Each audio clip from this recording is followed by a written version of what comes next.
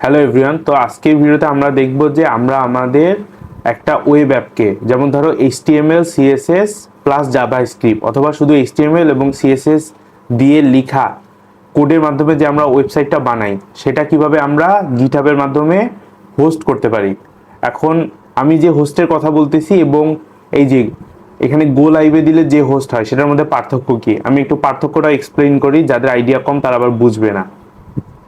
যেমন ধরো আমি এই যে যখনই এখানে গো লাইভে দিলাম, দেখো আমার ক্রোমে, যেহেতু আমার ক্রোম ডিফল্ট ব্রাউজার দেওয়া, ক্রোমে এই যে আমার ওয়েবসাইটটা তৈরি হলো, যে ওয়েবসাইটের কোড এখানে দেওয়া।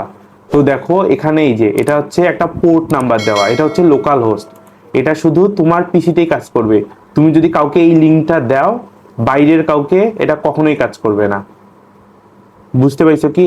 তো এখন আমি দেখাবো যে আমরা আমাদের গিটহাবের মাধ্যমে কিভাবে আমাদের ওয়েব পেজটাকে হোস্ট করতে পারি, যাতে আমরা যে কাউকে লিঙ্ক দিতে পারি এবং তারা যাতে দেখতে পারে আমাদের ওয়েবসাইটটা কেমন। তো চলো শুরু করি। তো প্রথমে আমি এটা সরাই দিচ্ছি। প্রথমে দেখো আমাদের এই যে লোকাল হোস্টটা ক্যান্সেল করে দিই।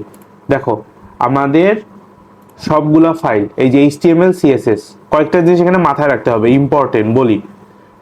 অনলাইনে দেখলাম কয়েকজন এটা ব্যাখ্যা করছে কিন্তু জিনিসগুলো বলে দেয়নি, ছোট ছোট জিনিসগুলো, তো আমি এটা বলে দিই। দেখো আমাদের যে এইচটিএমএল ফাইলটা, প্রথম ফাইলটা index.html থাকতেই হবে, মানে প্রথম পেজটা index.html নামেই থাকতে হবে, অন্য কোনো নামে থাকা যাবে না। প্রথম সিএসএস ফাইলটা index.csv থাকতেই হবে, অন্য কোনো নামে থাকা যাবে না। তারপরে এই যে আমাদের বাকি যেসব, ধরো এখানে যেমন পিকচারের, তিনটা পিকচারের ছবি এখানে আছে, তিনটা পিকচারের ছবি ছোট হাতের থাকতে হবে। এই যে যেমন এখানে 1 1 শুরু, এই যে ডিটা ছোট হাতের, কোনো কিছু বড় হাতের দেওয়া যাবে না, আবার জেপিজি যেটা বড় হাতের দেওয়া যাবে না, আর কি কোনো কিছুই পাকনামি করে বড় হাতের দেওয়া যাবে না, এটা হলো বাংলা কথা। তো এখন দেখো কিভাবে হোস্ট করবা দেখাই।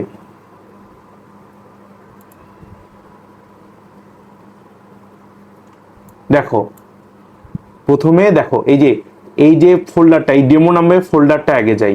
দেখো এই ডেমো নামের ফোল্ডারটা আমার ওয়েবসাইটের সব ফাইল আছে, তোমরা দেখতে পাচ্ছ। তো এখন এই যে আমি আমার গিটহাবকে নিয়ে আসলাম। গিটহাবের ভিতরে তোমরা ধরো গিটহাব প্রথমে ওপেন করলে তো এমন থাকে, এটা তো আমারটা ওপেন হচ্ছে, আরে এই যে হোম পেজ, তো এমনই তো থাকে। তোমরা এখান থেকে যেভাবে হোক রিপোজিটরিতে আসবা, রিপোজিটরিতে আসলা,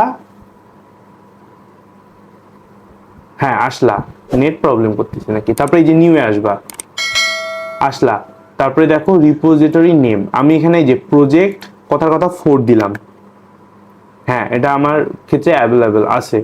তো দেখো এখানে কয়েকটা কাজ করতে হবে, এই যে অ্যাড লাইসেন্সের এখানে তোমরা এই যে 3.0 GNU 3.0 এইটা ইউজ করবা। এখন বাকিগুলো ইউজ করলে হবে কি না আমি তো সবগুলো চেক করে দেখিনি, আমি যেটা দিয়ে বলতেছি হবে তুমি সেটা দিয়ে করবা। তারপরে দেখো এই যে ক্রিয়েট রিপোজিটরি,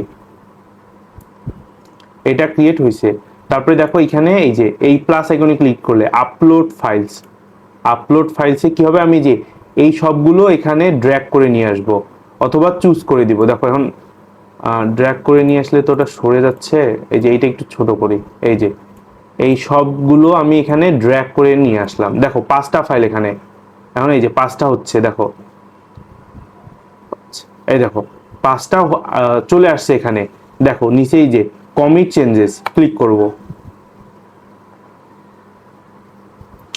দেখো সবগুলো ফাইল আমার আপলোড হয়ে গেছে। এখন ইম্পর্টেন্ট কাজ, আমাদের সেটিংয়ে আসতে হবে। আসলাম, তারপরে এই যে পেজেস, আসলাম,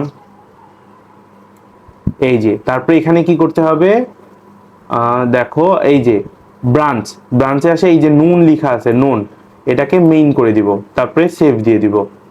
দেখো অন্যান্য ভিডিওতে আরো অনেকভাবে দেখানো হয়েছে, আমি যেটা বলতেছি তুমি শুধু এটাই দেখো, কারণ আমার ক্ষেত্রে এটাতেই কাজ হয়েছে আর এটা আমার স্যারের থেকে শেখা। দেখো এখন আমাদের কাজটা হয়ে গেছে, কিছুক্ষণ টাইম নিবে, এই কাজটা করতে অন্তত 1 2 মিনিট টাইম নিবে এবং এইখানে আমাদের ওই ওয়েবসাইটটার লিঙ্কটা চলে আসবে।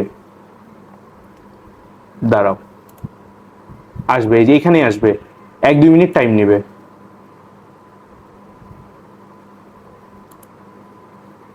এই যে দেখো চলে আসছে, দেখো রিফ্রেশ করতে করতেই চলে আসছে, আমি তো ভিডিও এখনো কাট করিনি। এই দেখো ভিজিট দ্য সাইট, এই দেখো এখন দেখো এটা কিন্তু আমার লোকাল হোস্ট দিয়ে আসতেছে না, এই যে দেখো github.io project4 এটা এইভাবে আসতেছে। এখন আমি এই লিঙ্কটা কপি করে যে কাউকে দিয়ে দেখাইতে পারি যে এটা আমার ওয়েবসাইট, আমি তৈরি করেছি, দেখেন। এখন এখানে একটা কথা, যারা সিএসি ডিপার্টমেন্টের স্টুডেন্টরা আসো, অন্য কেউ থাকলে তার কথাটা শোনার দরকার নাই। আমরা তো জানি এই যে crude operation, create, update, read, right, এটার জন্য পিএইচপি ইউজ করি।